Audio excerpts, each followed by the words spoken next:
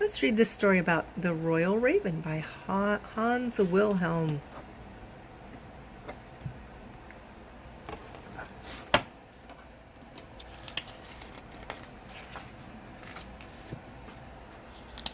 The Royal Raven by Hans Wilhelm. Looks like this book was to Sylvia Edwards.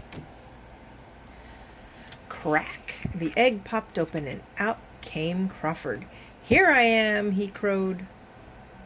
But there was no reply. His mother was out looking for food. He was all by himself. There was nobody to make a fuss about his arrival. Then came an even bigger disappointment.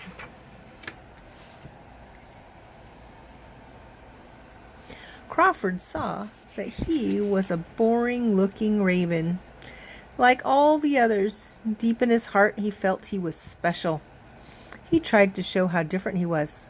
"Look at me," he said, but no one ever paid any attention.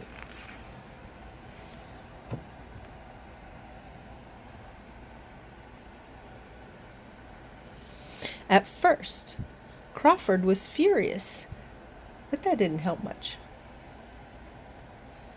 Then he began to feel sorry for himself.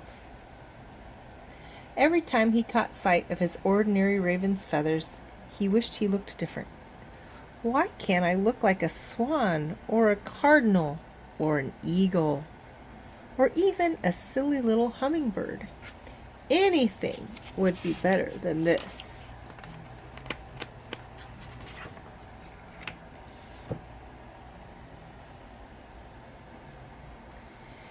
Every day, Crawford came up with another idea to improve his appearance, but it was no use.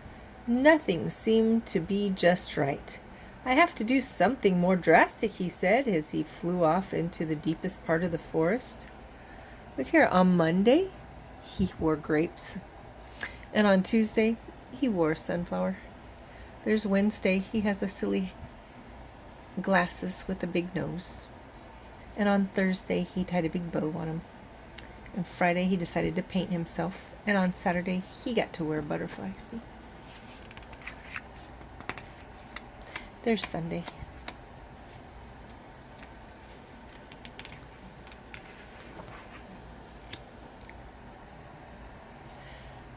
There he called upon an old woman who was known for her special powers. Crawford came right to the point. "I'll do anything for you if you can make me different. I want some color, some flash, some razzle-dazzle." "What can a silly little raven like you do for me?" the old woman sneered. "You're no good at all." She paused. "However," she went on, "I might use some of your tail feathers to spice up this brew." "Done," said Crawford, and he plucked out some of his longest tail feathers and gave them to the woman.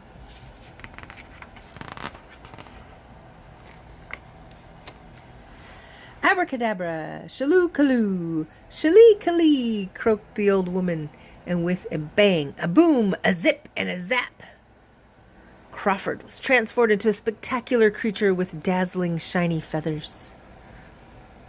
"Wow!" cried Crawford as he looked himself over. "I hope I didn't overdo it," said the old woman. Then, without bothering to thank her, Crawford flew back to his friends.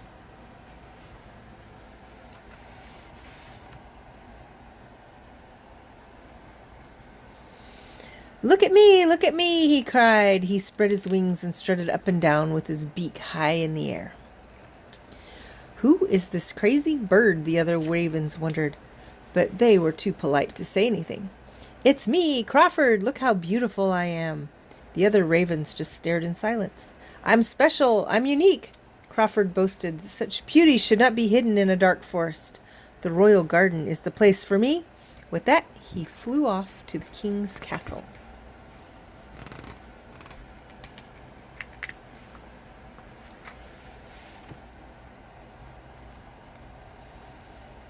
As Crawford swooped around the royal garden, he was spotted by the princess. "Look at the glorious bird," she cried. "Don't let it get away. I want it."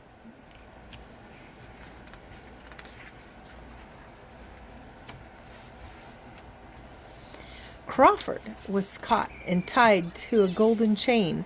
Proudly, the princess showed off her new treasure. Crawford didn't mind in the least. After all, he was now part of the royal family. What more could he have wished for? He had it all: dazzling beauty, lots of attention, and a wonderful place to live.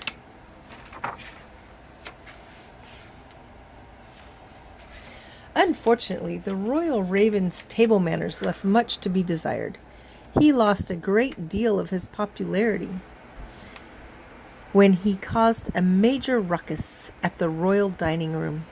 He was ordered out, and the king made a decree banning all birds from the dinner table, even those that were roasted, broiled, and barbecued.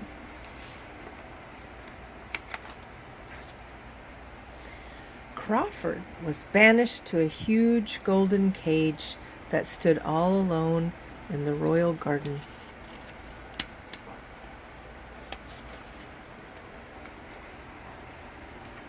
Servants brought him food, but hardly anyone came to see him anymore. Once in a while, somebody would pass by and say, "Oh, what a beautiful bird!" But his praise did not make him happy.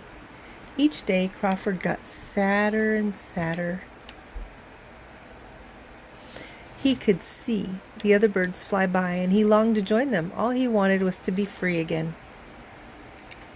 He lost his appetite and grew weaker and weaker.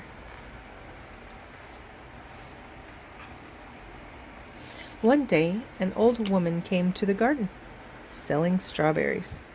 "What a sad-looking bird," the old woman said. "Why don't you let it go?" "Oh, no," said the princess. "This bird is precious. There isn't another one in the whole kingdom with such dazzling feathers." "Oh, I see," the old woman said. "So you keep him for his razzle-dazzle?" Suddenly, Crawford understood what he had to do to gain back his freedom. He began to pluck out all of his beautiful feathers, one by one. When the princess saw what he had done, she screamed, "Get that horrid bird out of my sight!" That was exactly what Crawford wanted. The guards opened the door of the cage, and at last Crawford was free again.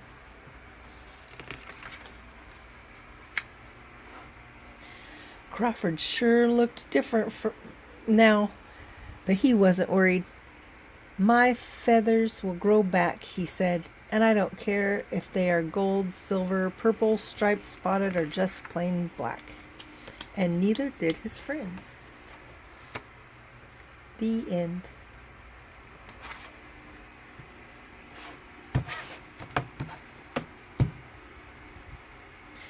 Every time Crawford caught sight of his ordinary raven's feathers, he wished he looked different. Why can't I look like a swan, or a cardinal, or an eagle, or even like a silly little hummingbird? Anything would be better than this.